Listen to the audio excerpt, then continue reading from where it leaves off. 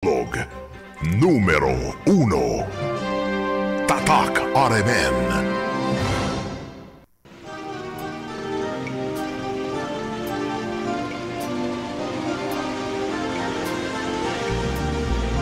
All united we answer the test, the call.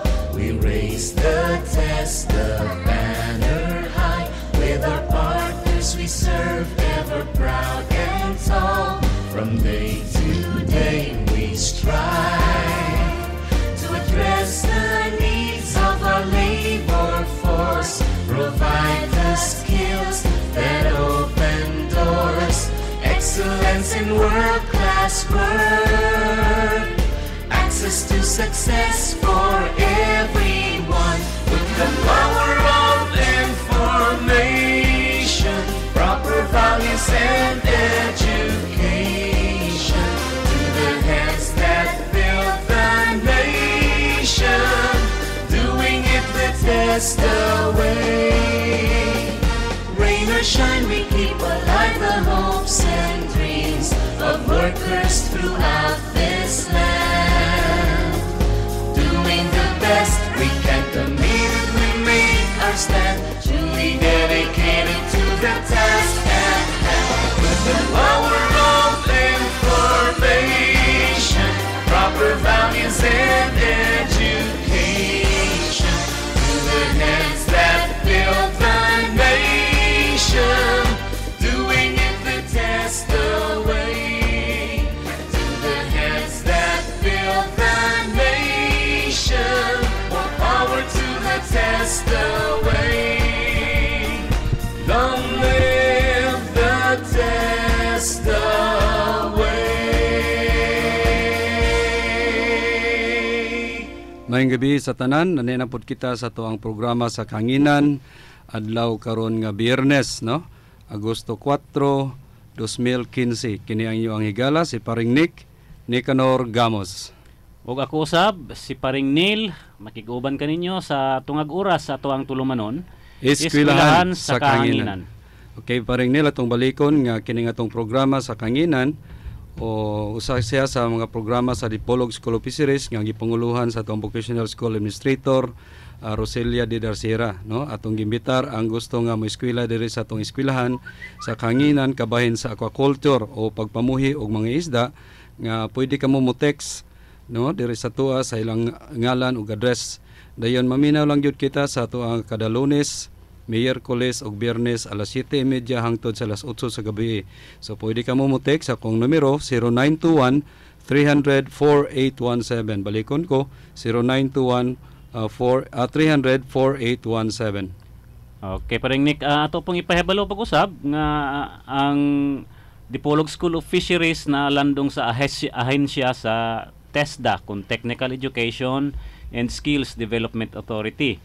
Ang ato ang Director General mao si Secretary Emmanuel Joel J. Villanueva.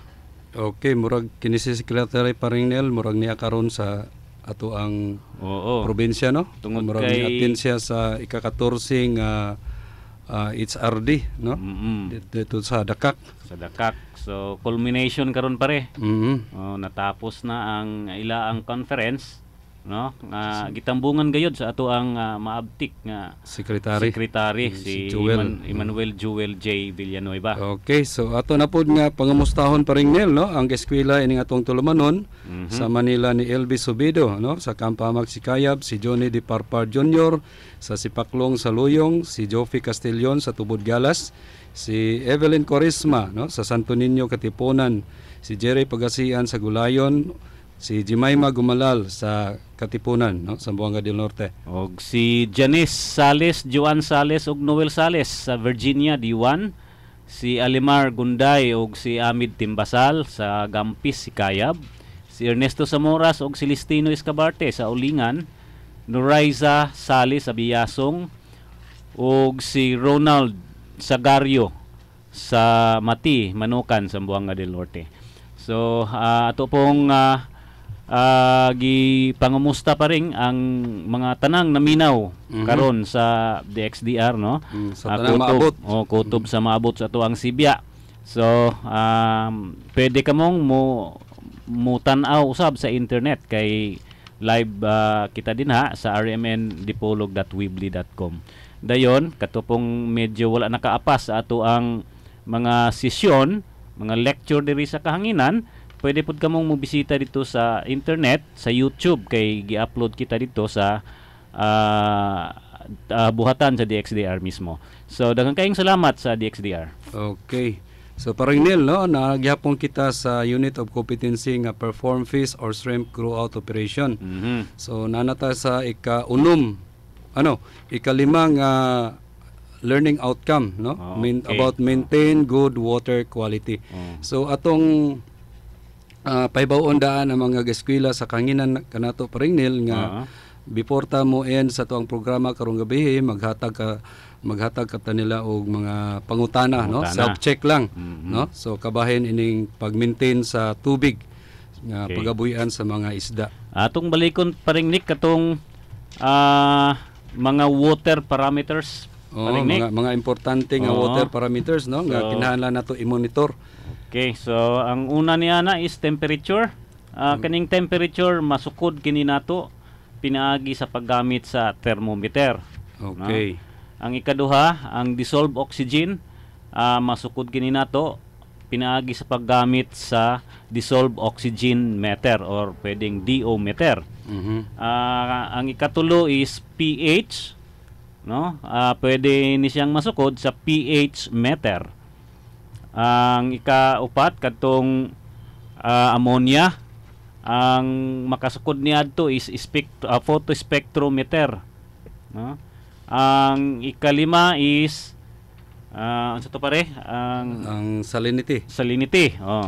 Salinity, masukod ka na pinaagi sa refractometer or salinometer. Ang ikaunom is turbidity, no? Masukod ka na pinaagi sa Secchi disk. Okay, so turbidity, Secchi disk, temperature, thermometer, dissolved oxygen meter, pH meter, salinity, salinometer or refractometer, o katong sa ammonia pare unsa kato pare? Spectrophotometer. Okay, spectrophotometer. Okay, so hinumdumi ito ninyo, no? Kay ato nang ipangutana unya sa ulahi. Tanaw nato kung nakapaminaw bagyod mo, no, ini atong programa. Okay. So paring Nel, no, ari na tayo na pud sa sunod, murag nahuman naman ta sa maintain good water quality.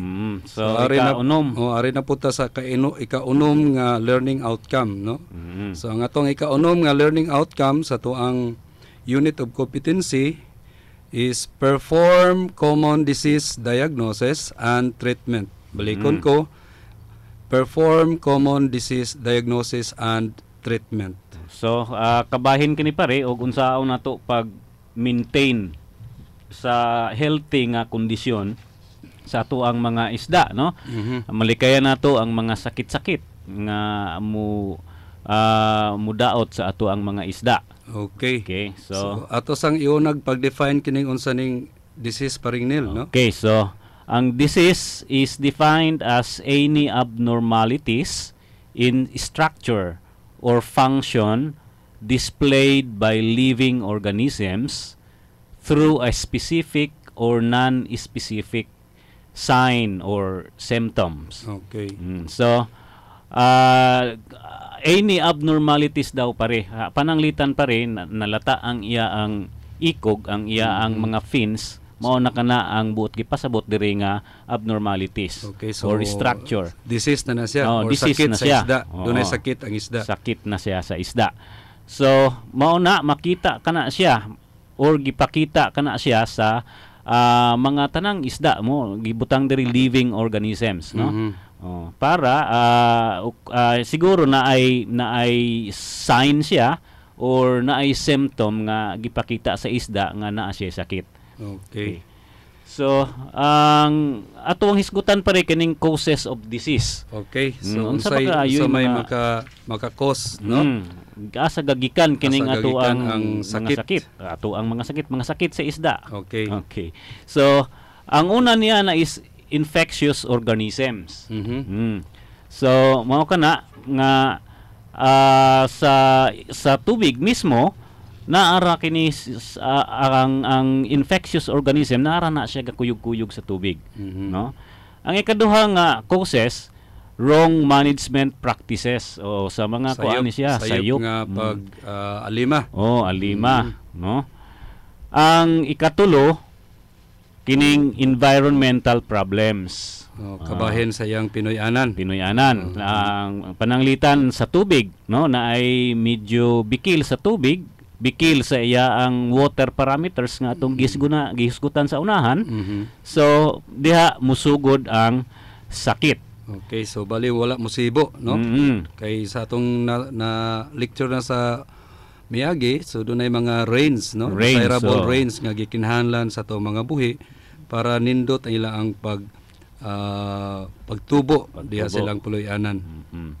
So, ari kita sa indication sa disease, no? Siguro matanawan nato kung kanang isda na anay sakit, no? Ang numero 1 ana is tissue or organ damage. So makita nato nga ang iyaang mga fins or mga kapay, no? Dunay nangalata na siya, So diha mao kana ang tissue or organ damage or sa ila ang internal organ mismo pero dili pa ta makakita ana pare kun dili nato abrihan. Dili nato abrihan. Mao kana ang numero 1 indication nga naa siya sakit. Ang ikaduhang indication is reduced growth rate. So muhinay siya og muhinay ang tinubuan. Hinay ang iyang tinubuan basta na siya sakit. Ang ikatulo mao nay dili maayo, death, no? Mamatay na jud ang isda. So kana siya ang mga indication. Unya maghisgot kita sa mga signs or mga symptoms sa mga sakit-sakit, no? So indication lang kini nga permerong makita nato sa isda nga naa siya'y sakit, no? Damage. So naa siya'y balatian. Damage ang iyang organ, dili siya mutubo, dayon mamatay siya. Kamatay sa isda. So unsaon man di ay pag-develop ining ni ang sakit. How disease develop. Okay, so the development of disease, in particular aquaculture system, involves 3 factor. Tulo daw kini siya ka factor pare nga maoy gikanan sa ato ang mga sakit o sa sakit sa isda. Okay. Ang numero 1 na is the host. No? Ang host mao kana ang ato ang giatiman nga isda. Mga isda kanang atong gibuhi mao na siya host. So host is the farmed fish, no? Ang ato kanang gibuhi nga isda. Ang ikaduhang factor is the pathogens. Kanang pathogens mao kana ang mga disease causing agents, no? Sila may makakos. Mao na sila hinungdan sa sakit sa isda. Ang ikatulo is environment. Ang environment is the water and its holding system, no? Ang tubig mismo nga atong gibuhian ug ang katong mga pasilidades nga gigamit nato pagbuhi like kaning tangke or tanks, kaning fish ponds, kaning fish pens or kaning fish cages. Mao kanay mga facilities. Mao kanay mga environment sa isda. So kaning tulo ka factor nag-interlink ni siya pare, no? So kinahanglan yun para dunay mahimong sakit. Okay, so kinahanglan balance kini siya. Say for example sa host pare, no? Host can either resistant or susceptible to disease. Pwede daw ang host mahimong resistant, dili siya matakdan sa sakit. Or pwede pod ang host susceptible or dali siyang matakdan sa sakit. So ang isda kabali pare. Ang isda mao kana ang host, no? So gadepende kana siya sa ilaang mga defense mechanism, no? Or ang susceptibility or resistance gadepende aning ni ang sumusunod. Usa niya na is age or size of the organisms or the fish. Ang pangidaron sa isda. Pangidaron, no? Ang mga medyo gulang-gulang nga mga isda, kuli po na siya matakdan og sakit. Gahi na, Oh, gahi. gahi na siya. Mhm. Ang mga gagmay nga isda, dali po na siya taptan sa sakit. Mura pog tao pa rin, no? Oh, mura pog tao. So ang tao nga idadidra na, di na pog kayo takdan og sakit. Mm-mm. Pero bata pa gani, puya pa, dali ra kayo takdan og sakit. Oo. Ang sunod pa rin nga resistance or susceptibility mao kining species. Mm. Ang kining lahi-lahi nga isda, lahi-lahi nga klase nga isda pare, lahi-lahi po na silang sakit. Nayuban dili isda, magparehas. nayuban isda nga dili mataptan anang nga sakit nga klase nga sakit. Na puy uban dali ra pod silang mataptan. Oh. Mhm. Ang ikatulo is defense mechanism employed, no. Kanang isda na agid siya defense mechanism, no. Pananglitan pare, kanang isda nga walay himbis. Mm. Oh. So dali silang mataptan. Mhm. Sama nang kuan. Sama ng hito. Hito. Oh. Pero kadtong isda nga naay himbis, kuli pud silang mataptan, especially sa mga parasites ingon ana. Dayon, naapoy uban pa rin nga isda nga mo pagawas og mga slime or kanang danlog. Oh, Pare aning tilapia pare. Oh, pare aning tilapia. So ato nang mahisgutuan pohon, no? Kanang kabahin ana. So kuli po na sila mataptan og sakit tungod kay mupagawas man sila sa ilaang May ilang defense mechanism kabali. Maunay ilaang defense mechanism. Ang ikaapat kining health and nutrition sa isda or the fish. Now health and nutrition of the fish. So og healthy ang atoang isda, then kuli pud sila mataptan og sakit tungod kay ang isda parehas pud siya sa tawo nga naay immune system. Kung healthy ang isda, kusog pud mo fight, mo laban ang iyaang immune system sa mga sakit-sakit, no, klase nga sakit. So kining nutrition pare, so kabahin kini sa pagkaon. Pagkaon. So og kun atong mantiniran lang og pagkaon, na kana dili pud kay na siya healthy pare, no? So ang maayo og kung taas ang protina sa isda, sa feeds nga ato ang gipakaon, so sakto siya og nutrition. Healthy pud ang isda. So ang kada isda pare do na sila yung mga panginahanglan, no, sa klase-klase nga nutrients.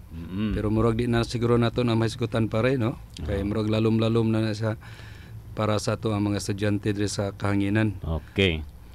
So, ari kita sa pathogens ang ikaduhang kining factor, no? Ang pathogens daw is the agents of disease, no? So naani siya classification pare, no? Tulo ka classification atong gibahig-bahig kini siya og tulo. Ang una is physical agents, no? Physical agents. So ang example niya ng mga physical agents kanang mga temperature, So ito mga parameters niya. mga parameters, no, physical agents kato sa tubig siya mismo, no. Example is kanang radiation sa sun, kana siya mauna siya yung mga physical agents. Mga physical factors. Physical factors. So apil na ani pare katong ato ang mga buhianan, no.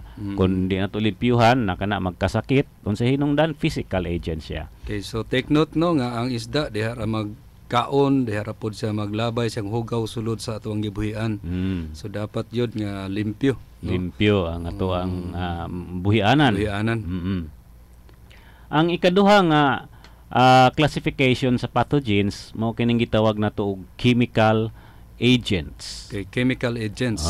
Chemical agents. So naa kana siya kasagaran sa environment, no? Example diha is environmental contaminants. Na ay hilo ang tubig, mao kana nga mga matay ang ato ang isda or magkasakit ang ato ang isda. Toxins, no, hilo, no. Apil na ang nutritional imbalances. Katong gisgutan nato ganina nga health and nutrition. So naa na siya sakop sa chemical agents. Pananglitan pare atong gitambalan ang mga isda, no? Dayon na overdose ang mga isda, apil kana siya sa chemical agents. Ang ikatulo nga classification sa pathogens mao kining gitawag nga biological agents. Biological agents. Mo ni katulo. No na ikatulo. Sa classification sa pathogens. So mayong tag bio naa na sila kinabuhi pare, no? Mga disease causing agents nga naay kinabuhi. Ang mga example ni ani mo kining virus, bacteria, fungi, o kaning mga parasites. Okay, mga parasites. So kung atong mahibawan kining mga gipanghinganlan natong virus, bacteria, fungi ug parasites naa kini siya mga kinabuhi. Maoning gitawag siya og biological agents. So gitawag po ni sila nga infectious disease agent. So infectious meaning makatakod. Makatakod siya. Makatakod. Okay, so gibutang diri they can be present in the water or sediments as part of the normal flora, no? So ang pasabot niya is naa ra gid na siya sa tubig, naa diha sa iyaang physical nga kondisyon. Okay. So gakuyog-kuyog na siya sa tubig, pwedeng mawala sila, pwedeng maggamay sila, pwede pong mudaghan sila. So their presence and number are largely influenced by environmental factors. Unsa daw like temperature, dissolved gases, pH o kanang availability of food.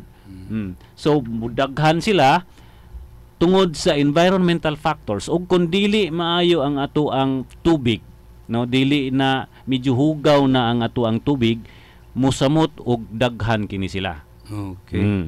Pero og limpyo ang ato ang tubig, mugamay pud kini sila, no? Okay. Dayon kadto pong host mulig-on pud ang iyaang kuan, ang iyaang fight sa disease, no? Mulig-on pud ang iyaang health.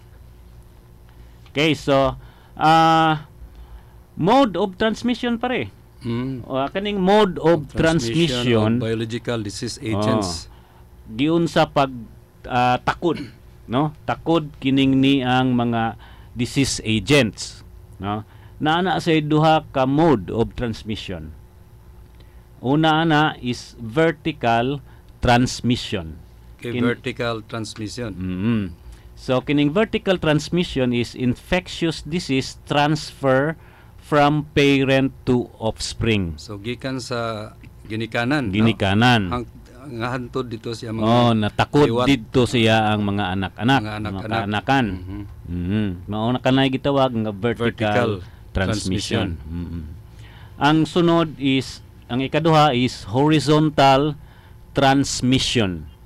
Horizontal transmission, the infectious agents come in contact with the host through the water, the feeds or through the carrier animals.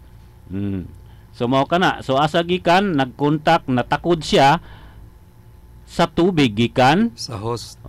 Natakod siya dito sa host through the water. Pinagi sa tubig.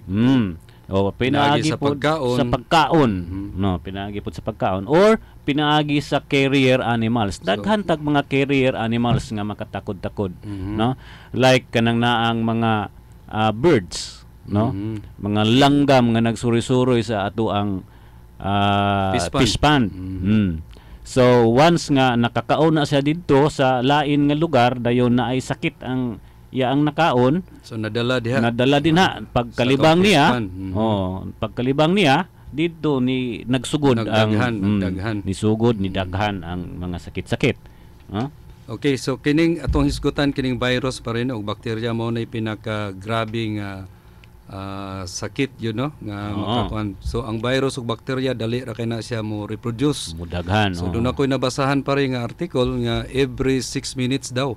Every 6 minutes mag-multiply siya. So gikan sa usa, akong amo nang gikwenta pa rin aptan siya og usa ka oras. So maabot siya 1,000 gikan sa usa lang ka bacteria. So after usa ka oras mo kapin siya 1,000 na kabuok. So inana ka grabe, no, ang bakterya or ang virus. Isa pa pare kaning ni ang virus dili gini siya matambalan pare. Wala na matambal. Walay tambal ni aning virus. Mura po siya AIDS pare sa tao, no. Papagyod na mugna karon nga tambal. Mao jud. Nakahinumdum ko pare sa komedya nga og kun ma-AIDS daw katambalan og ipitrin. Paipit na lang daw ka pare sa train. So kanang virus wa jud nay tambal. Ang bakterya naa kitay tambal ni ana. So may sigutan nato na sa unahan, no? So ari pa sa ikatulong nga kon pare. Kanang factor environment. Okay. So naani siya tulong nga factor, di ba? Host, pathogens dayon environment karon. So ang environment may namdaman nato nga mao kana ang cultured water or the holding systems like tanks, ponds, pen and cages. So mo'y puloy-anan sa isda. Puloy-anan mismo sa isda. Okay. So stability of the environment, especially the physico-chemical parameters of the water, will determine the health of the fish. So klaro kay na pare giingon din na nga ug kun stable daw ang environment sa isda, no? Nagdetermine pud na sa kahealthihon sa isda, no? Sa iya ang healthy condition, no? So ug maot ang ato ang environment gihatag sa isda, kana siya peligro gina siya nga mataktan sa sakit. And then ang sa environment fluctuations pud niya, fluctuation of the water parameters beyond the optimum range may lead to stress and disease. So fluctuation, nagkausab-usab ang ang temperature, no, wala na sulod dito sa maayo nga range, ang gitawag na tuog optimum range, no? Kana siya ma-stress ang isda, dayon taptan na dayon siya sa sakit. No? So importante kayo nga kinahanglan ma-check nato kanunay kining water parameters nga naa bagid siya nahasulod sa optimum nga range. So i-maintain jud pare. I-maintain jud nato. So kinahanglan jud ang monitoring, no? Kinahanglan jud monitoring sa mga water parameters. Ang environment daw is you have kinahanglan atay understanding, no? Understanding the role of environment. Mao kanay maayo, no, essential to the prevention and control of disease. Okay. So kinahanglan nato daw masabtan ug unsay iya ang role, unsa ka importante kining environment para mao kana siya nga essential nga factor for prevention and control. Okay. So mas maayo pare nga naataaning ni ang prevention and control kaysa magtambal na ta. No? Okay. So wala pay sakit na anata ga-control na tadaan. Ato nang gipanagan-an daan nga aron dili mataptan og sakit kining ato ang mga isda. Okay pare, so dunay ka-text nato karon pare, no? So nangutana siya pare kung unsaon daw nato pagkaila sa isda nga may sakit siya samtang buhi pa o aya ba mailhan nga may sakit siya ug namatay na. Okay, so lang hisgutan sa unahan. Naa diri sa unahan na atay mga symptoms nga ihatag nato. Okay. So karon atong nahisgutan una kadtong mga factors nga unsaon nganong ang isda nato magkasakit. Okay, so ato lang ang yuon kining ga-text nato karon nga ato ring matubag sa sunod, no? Kay murag api kinata sa oras. So doon na patay pangutana, no, sa mga naminaw. Okay. So magpabilin tag question karon nga sa minahuna. So sa among giingon sa unahan kabahin sa pag-maintain sa tubig, no, unsa ito ang buhaton.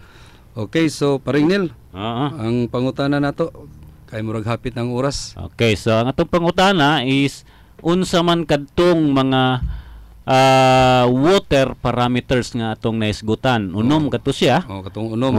Dayon unsa pod ang ilaang mga gamitonon nga mga instrumento aron mahibaw-an nato ang level sa water parameters. Okay, so mao tay itong pangutana karong siminahona, no? Kabahin kadto sa pagmonitor nato sa tubig sa mga water parameters. So pangutana unsa kayo ang unom nga mga water parameters nga importante nato nga i-monitor og unsa ang ilang instrumento nga magamit or gamiton para nato sila masukod. Okay, so I hope nasabtan to sa tuang mga ga-eskwela. So wala na tayo igong panahon, so magpasalamat na lang ta sa pagpahiminaw nining amo ang tulumanon karong gabi. Parinel? Okay, so daghan kayong salamat sa ato ang mga estudyante og sa uban pang mga naminaw nato diri sa tong tulumanon hangtod sa sunod nga higayon. Okay.